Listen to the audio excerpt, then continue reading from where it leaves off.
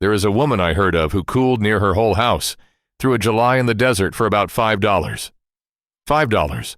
One trip to the dollar store. And a few minutes of a morning. No air conditioner running. And her neighbor, same street, same size house, was paying by the hundreds to stay cool while she was paying by the dimes. Now I want you to sit with this. There is no luck in a cool house in summer. There never was. The folks who built houses in this country for 150 years knew how to keep them cool, with no machine at all, because there was no machine to be had. And then somebody worked out there was more money in selling a family a machine than in teaching it what its own grandparents already knew. So the teaching stopped, and the selling began.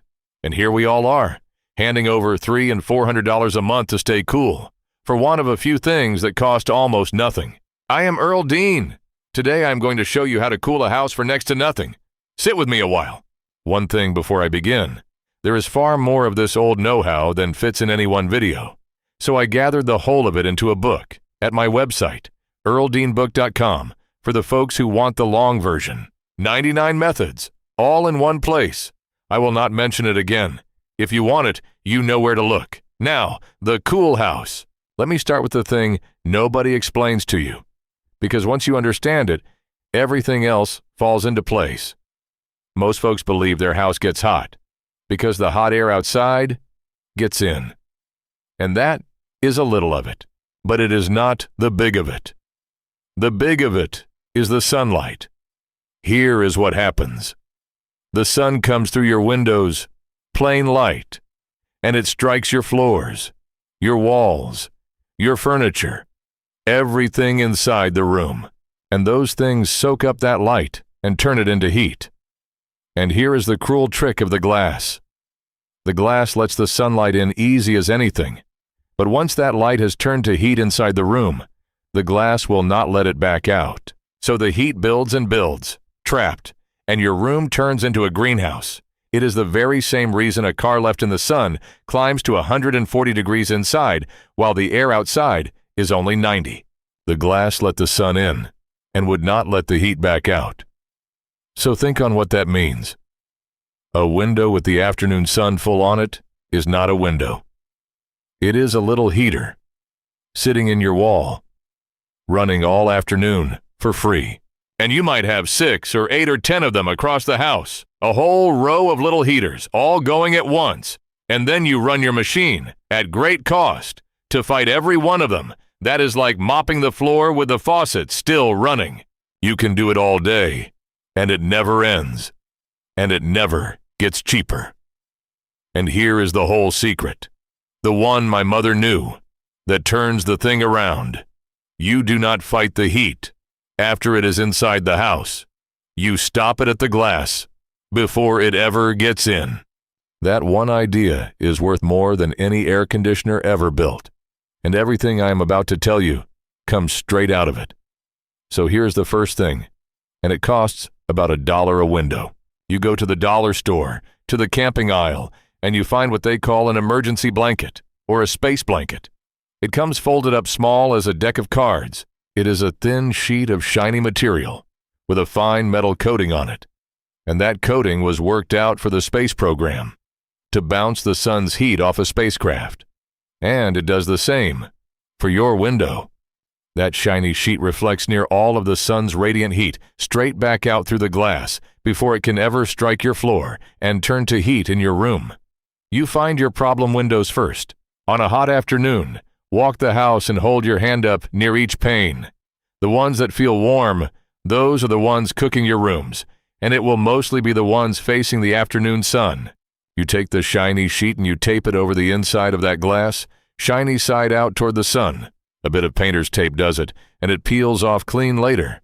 2 minutes a window. Now here is the honest part, and I will always give you the honest part, because I would rather you trust me than be dazzled by me. When you cover a window with that shiny sheet, that room goes dim. You have traded the daylight and the view out that window for the cool. In a bedroom you sleep in, or a west room that only cooks in the afternoon. That is a fine trade. In your kitchen where you want to see, maybe not. So you pick your windows. You do the ones that punish you. and you leave the ones you love to look out of. It is not all or nothing. And here is a thing worth knowing. The companies that sell the fancy window film, the professional kind bonded to your glass, they charge $150, $200 for a house of it. And it is the very same idea, a metal reflecting layer on a thin sheet. Theirs is more durable. I will grant them that, and it lets the light through where the dollar store sheet does not. But the heat it turns away on the exact same principle. You are paying the difference for the durability and the daylight and the installer's truck. If you want the view kept, pay for the film. If you just want the room cool and do not mind it dim, the dollar sheet does the heat part just as well. Before I go on to the second part, let me pause a moment. Every home has its leaks. The heat pouring in the window is one, but there is also the food going to waste, the water, the electric bill itself, the things that break and get bought twice. In my savings manual, I walk you through finding and fixing every one of them. 99 methods, the old way, with your own 2 hands. The link is down in the description. Now the second part, and it costs nothing at all. The second part is the timing. And it is the very same rhythm the old folks live by. And it is the exact opposite of what most folks do today. You open the house up at night, and you seal it shut in the morning. Here's how it goes.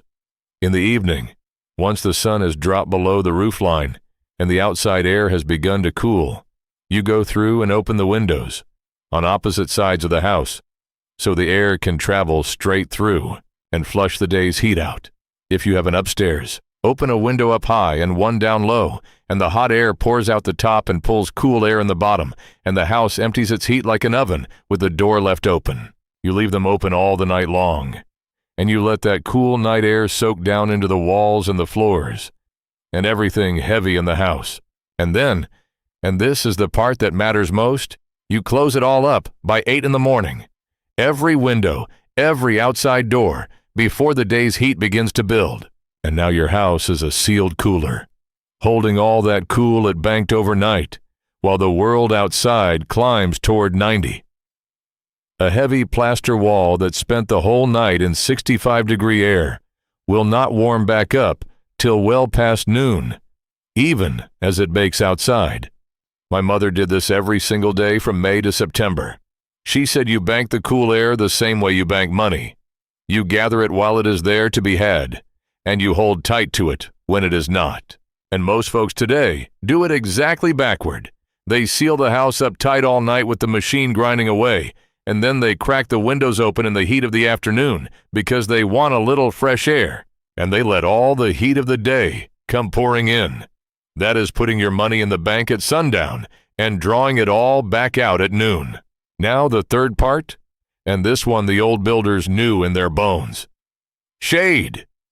You stop the sun before it ever reaches the glass at all. Look at any photograph of an old farmhouse built before the machines came, and really look at it. The deep porch across the south side, the tall trees planted close on the west, the vines climbing an arbor by the kitchen door, the awnings over the bedroom windows. Not one bit of that was for pretty. Every piece of it was engineering. That porch roof kept the high summer sun from ever touching the south wall. Those west trees block the low, brutal 4 o'clock sun that turns a bedroom into a place you cannot sleep. That shaded wall might run 15 or 20 degrees cooler on a clear day than a bare one. They built the house to live with the sun instead of fighting it. And then somewhere along the way, the builders worked out they could skip all of it and sell you a machine instead. Why build a deep porch when you can bolt a compressor to a concrete pad and let the homeowner pay to run it every month of his life? Why plant a tree that takes 10 years when you can sell a unit today? So they cut the porches and the trees and wired up the machine, and the problem was solved for them. But you can bring some of it back for almost nothing. An old bed sheet rigged as an awning over a west window blocks the worst of the afternoon. A cheap trellis with a fast vine climbing it shades a wall by high summer. Even a big tomato plant in a pot by a low window soaks up sun that would have cooked the glass. The shade stops the heat before it arrives. The shiny sheets catch what shade misses. The timing banks the cool overnight. Each piece makes the next one stronger. And for the very worst days, the 100-degree dead-still afternoons, there is one more trick. The one my kind of people used on canning day when the stove had been roaring since dawn. You take a cotton sheet or a big towel, soak it in cold water, wring it out so it is damp but not dripping, and hang it across a doorway or an open window where a little air moves through. As the air passes through that wet cloth, the water evaporates, and evaporating water pulls heat right out of the air. It is the same reason you shiver stepping out of the creek on a breezy day.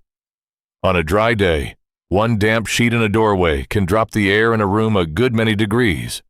You wet it again every couple hours as it dries. But here is the honest part on that one, and it is important. This only works where the air is dry.